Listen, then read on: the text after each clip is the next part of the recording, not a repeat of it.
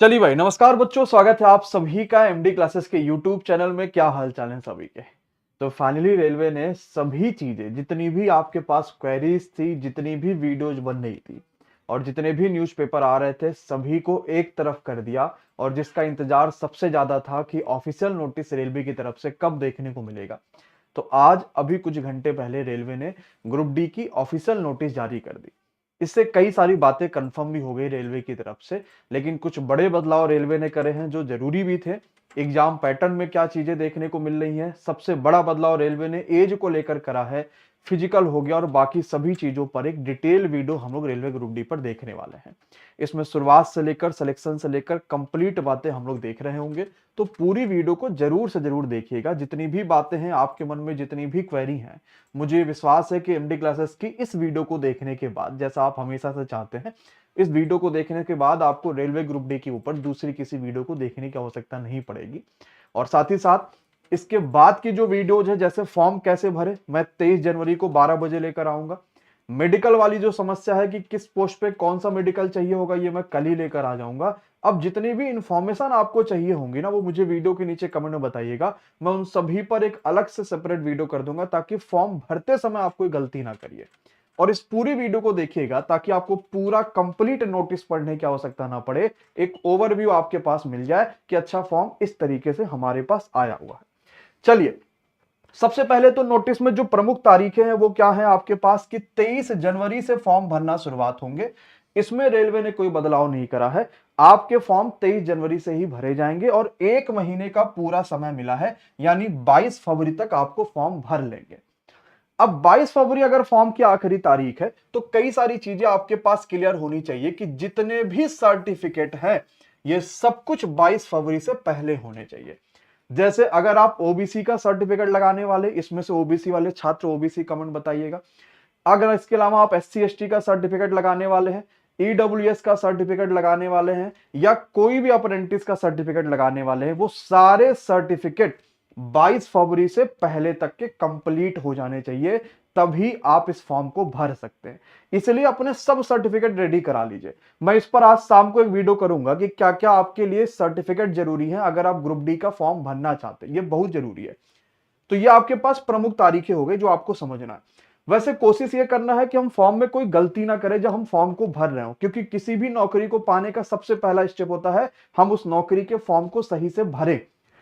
अगर आपने कोई गलती कर दी तो आपको 25 फरवरी से लेकर 6 मार्च तक का date and time for modification window, आपके लिए एक मॉडिफिकेशन का विंडो खुल जाएगा, जहां पर आप अपनी चीजें को अपडेट कर सकते हैं। ये 6 मार्च तक जाएगा, लगभग 10 दिन कोई भी संस्था खोलती है। ठीक है, ये आपके पास रेलवे के लिए हो गया। चलिए, अब जरा वैकेंसीज का ब्यौरा देख लीजिए कि आपके पास वैकेंसीज कितनी है। यहां पर तो 32,438 वैकेंसी। रेलवे ने वैकेंसी में कोई बदलाव नहीं करा और नोटिस आई थी 58,000 की। मैंने उस दिन भी कहा था कि जब तक ये नोटिस ऑफिशियल नहीं आ जाती, पेपर पे भरोसे हम नहीं बैठ सकते कि हाँ 58,000 हो गई कि कितना हो गई।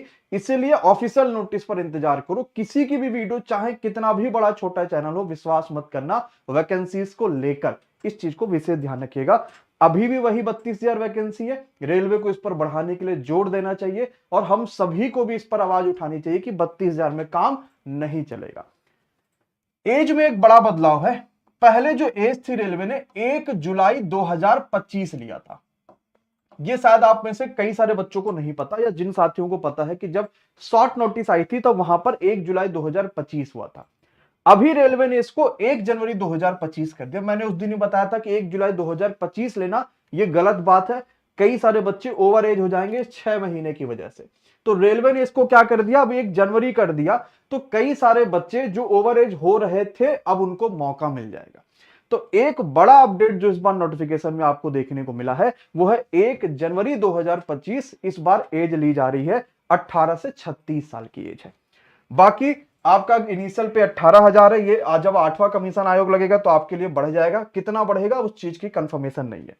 अब कहां पर कितनी भर्तियां हैं, ये जरा एक बार ध्यान से देख लीजिए। ये मैं एप्लीकेशन में भी डलवा दूंगा आपके पास। तो जब एप्लीकेशन में जाएंगे तो आपको आपका कौन सा जोन आपको चुनना, वहां पर भर्तियों की संख्या बता देगा। सबसे ज्यादा भर्ती नई Delhi northern railway NR region में दिया गया है। 4785 कुल मिला के पद यहां पर आपके पास है। ये मैं घटते हुए क्रम में बच्चों आपके पास लगा दिया हूं, और ओवरऑल 32,438 पद हैं। सबसे कम आपके पास हाजीपुर, कोलकाता, भुवनेश्वर और हुबली है।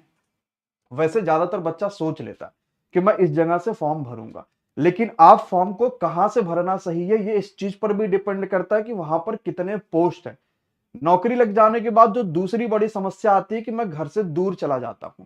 जब तक नौकरी नहीं लगती है तब तक मैं यही सोचता हूं कि कहीं भी मिल जाए, कुछ भी मिल जाए, बस मुझे नौकरी करना है। लेकिन जब नौकरी लग जाती तब मैं ये सोचता हूं कि काश ये नौकरी घर के पास मिली होती तो आज आनंद आ गया होता, घर के पास में रहकर नौकरी कर रहा होता। इसलिए दोनों चीजें सोचिएगा। जब 23 जनवरी के रात से आप फॉर्म भर पाएंगे, यानी 22 की रात से मैं बोलूंगा, तो मैं 23 जनवरी को दोपहर 12 बजे हर बार की तरीके से एएलपी में मैंने बताया, टेक्नीशियन ने बताया कि फॉर्म किस जोन से भरना किन बच्चों के लिए सही रहेगा। वो वीडियो देख लीजिएगा, तभी फॉर्म को भरिएगा। एक एक स्टेप बाय स्टेप मैं सब कुछ बता दूंगा, वहां पे देखकर ही भरिएगा, उससे पहले मत भरिएगा, और बहुत जल्दीबाजी की भी आवश्यकता नहीं है।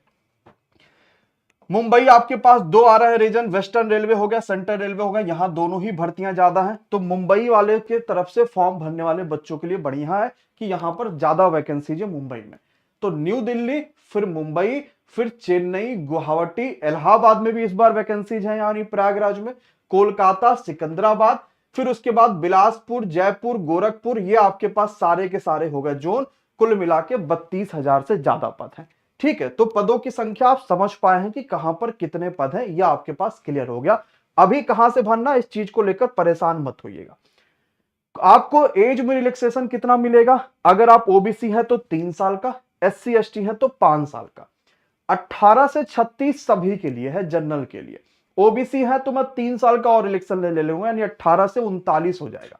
और अगर मैं SC ST हूं तो 5 साल का हो जाएगा, तो 18 से 41 साल हो जाएगा। ये एज मोर देन सफिशिएंट है ग्रुप डी का फॉर्म भरने के लिए। इसके लिए आपको परेशान होने की आवश्यकता नहीं है। चलो, अब इस चीज को भी रेलवे ने क्लियर कर दिया है कि आपको एज की भी चिंता नहीं करनी है। यहां पे सब कुछ लिखा है कि एज को लेकर आपके पास क्या क्या है, कैसे कैसे करना है। सबसे पहले तो अगर आपको ग्रुप डी का फॉर्म भरना है तो आपका लोअर लिमिट जो होना चाहिए, 1 जनवरी 2007 के बाद डेट ऑफ बर्थ नहीं होना चाहिए किसी भी बच्चे का, चाहे वो जनरल हो, ओबीसी हो, SC हो, ST हो, EWS हो, कोई भी कैटेगरी हो। अगर आपकी डेट ऑफ बर्थ 1 जनवरी 2007 है तो इसके बाद आप फॉर्म को नहीं भर सकते।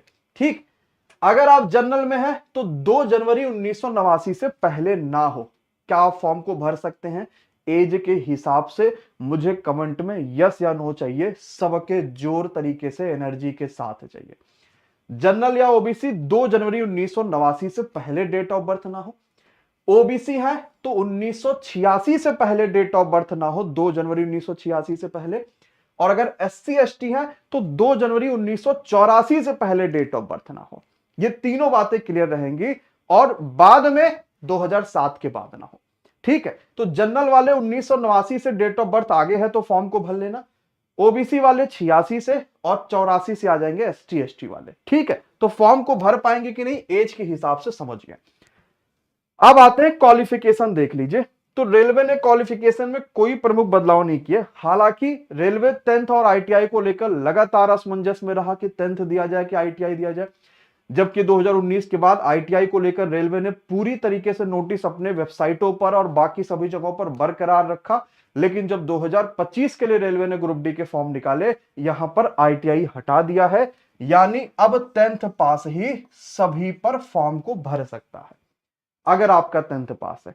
इस बार रेलवे ने 14 तरीके से पोस्ट निकाले हैं, और पिछले बार यही पोस्ट 17 पदों पर आए थे, यानी 17 अलग अलग तरीके के वैकेंसीज थे। ये हटा के रेलवे ने 14 अलग अलग तरीके के पद जारी करे हैं, जिसमें 32,000 पद हैं। लेकिन ये 14 अलग अलग पदों पर हर पदों के लिए 10th वाला बच्चा एलिजिबल है, अप्लाई कर सकता है। अच्छा, अगर मैंने ITI करा है तो मैं फॉर्म को भर सकता हूं? बिल्कुल भर सकता हूं, क्योंकि 10th के बाद ही ITI करा जाता है। इसके अलावा आपके पास अगर NCVT के द्वारा सर्टिफिकेट है अप्रेंटिस का तो भी आप फॉर्म को भर सकते हैं। यह भी बात रेलवे ने कंफर्म कर दी। अभी हमारी लड़ाई का मेन मुद्दा वैकेंसीज बढ़ाने को लेकर होना चाहिए कि कहीं ना कहीं रेलवे के पास ये बात पहुंचे कि वैकेंसीज बढ़ाओ चाहे कुछ भी हो जाए, क्योंकि 32,000 पे सभी पदों पर 10th है, तो 80-90 लाख फॉर्म पड़ेंगे। अब पद में क्या क्या है जरा ये भी देख लो तो क्लियर हो जाएगा। जैसे आप में से बहुत सारे बच्चे ऐसे होंगे जो पहली